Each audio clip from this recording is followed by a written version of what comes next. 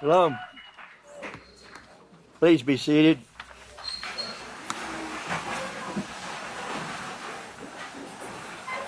One of the things I want to tell you is while I'm talking to you is turn to Exodus chapter 20 verses 1 through 6 on page 61 or Deuteronomy 5 6 through 10 on page 151. It's the same scripture in two places.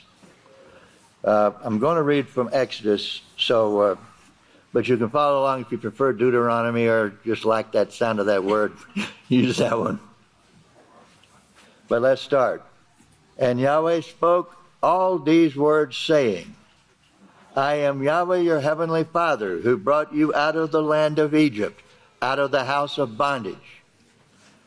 We'll come back to that in a minute. You shall have no hinder gods, Elohim at all, in opposition against me. You shall not make for yourself any carved image, an idol, in the form of anything in heaven above, or on the earth beneath, or in the waters below.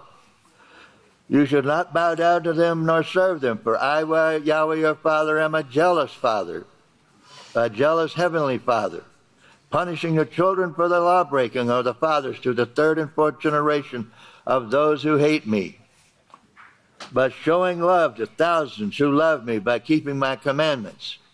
And just for the record about those idols, I have personally seen paintings showing George Washington wearing a 33rd degree Mason Shriner badge. It was a triangular badge on his collar.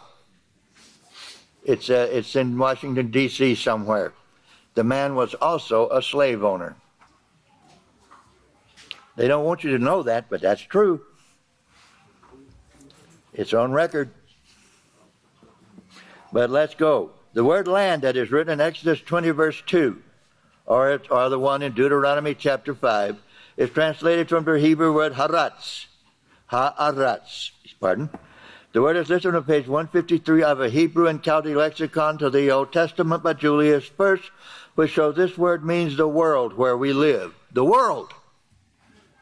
Yeshua said he was in it, but he was not of it. Okay, give word.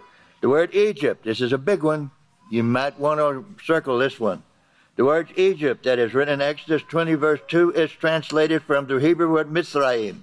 This word is listed on page 510 and 651 of the Analytical Hebrew and Chaldee Lexicon of Benjamin Davison, which shows this word means Egypt, and look at this, a female adversary. The word other that is written in Exodus 20 verse 3 is translated from the Hebrew word achrim. This word is listed on page 35 of volume 1 of the Hebrew and Aramaic lexicon of the Old Testament by Coelho and Baumgartner, which shows this word means to distance oneself from or behind. Get thee hence, Satan. Get behind me, Satan. We're moving forward, not backward like you are. The words before that is written, now singular word, in Exodus 20 verse 3 is translated from the Hebrew word ol. This word is listed on page 826 of volume 2 of the Hebrew and Aramaic lexicon of the Old Testament by Coelho and Baumgartner, and page 704 of Coelho and Baumgartner's previous work, the Lexicon and Veteras Testamenti Libros, which shows this word means opposite, against, in defiance of me. Is that not what 1/3 of the Malachim did when they became gods? Who were they defying? Yahweh. The word make that is written in Exodus 20 verse 4 is translated from the Hebrew word haosha. This word is listed on pages 11 and 25 of volume 2 of the Hebrew Aramaic English Dictionary by Marcus Jastrow. It means to be made, to become. The words for yourself that are written in Exodus 20 verse 4 are translated from the Hebrew word lak. Lamed Kaf Safit. In other words, just two letters. This word is listed on page 399 of the Analytical Hebrew and Chaldee Lexicon by Benjamin Davison, which shows this word means to be like. The word jealous that is written in Exodus 20 verse 5 is translated from the Hebrew word kana. This word is listed on page 888 of a Hebrew and English lexicon of the Old Testament by Brown, Driver, and Briggs, which shows this word means zeal for the house of Yahweh. The word punishing that is written in Exodus 20, verse 5 is translated from the Hebrew word fakad.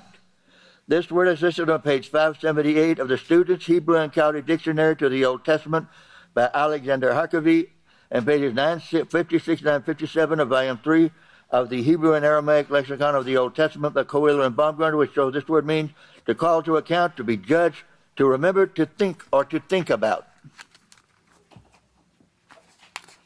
Got to change the page here. Okay. The word iniquity that is written in Exodus 20, verse 5 is translated from the Hebrew word awan.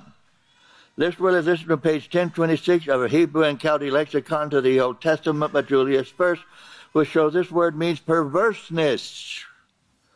The words hate me that are written in Exodus 20, verse 5 are translated from the Hebrew word shanai. This word is listed on page 1091 of Gesenius Hebrew and Chaldee lexicon by Edward Robinson, which shows this word means to transgress a law or to change it.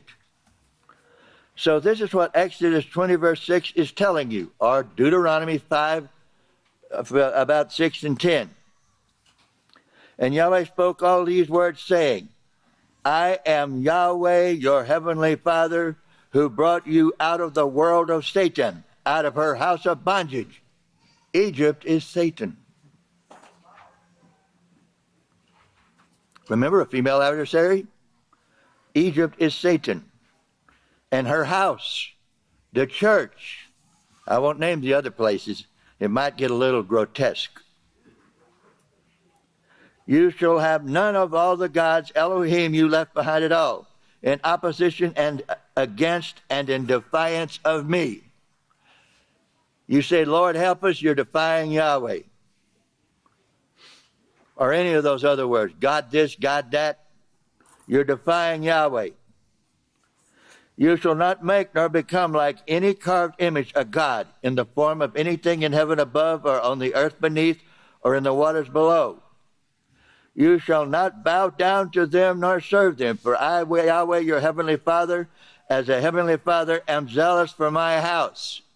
You shall not bow down to them nor serve them, for I, Yahweh, your heavenly Father, as a heavenly Father, am zealous for my house. I will judge you and call you to account, that you will consider and remember that the sexual sins of the fathers will be on the children to the third and fourth generation of those who transgress my law and change it. Can the church or those that serve it, if they can change the law, how come people are still dying? Anybody that tries to go to heaven, their rocket blows up half the time. It doesn't make any sense, does it? But that's what Yahweh knew all along. He said this 4,000 or 5,000 years ago. Yeshua repeated it a lot. But listen to this. But I will show love to thousands who love me by keeping my commandments. Now, I have said repeatedly the words of Ecclesiastes chapter 12, verse 13. That, look, Yahweh already said it before that other scripture was even written. But I will show love to thousands who love me by keeping my commandments. But look what the writer in Ecclesiastes said. Let us hear the conclusion of the whole matter. Reverence Yahweh by observing, that is, keeping his laws, for this is the whole duty of man. You want to walk in Yahweh's ways, keep his laws. You want to serve Yahweh, don't go to Walmart and buy a steak. Don't take a cow to be butchered on top of a wild boar that just got butchered before it. They do a little bit of everything, and it is at your loss if you try to believe in and trust those that serve Satan. Because remember, Yahweh is taking you out of Satan's house and into his. I'm almost done here. Don't do what the gods do. Remember, Yahweh brought the children of Israel out of Satan's house at the time was a big business called Egypt. Today, he is bringing you out of Satan's house, which is a big business called the Vatican. Keep the law, please Yahweh, for he loves you, and he wants you to love him by keeping his laws. That is the conclusion of the entire matter as written. For it is written. May Yahweh bless your understanding. And I turn the services over to the great, well, if I pick up these papers anyway, to the great Kohan YaHuda.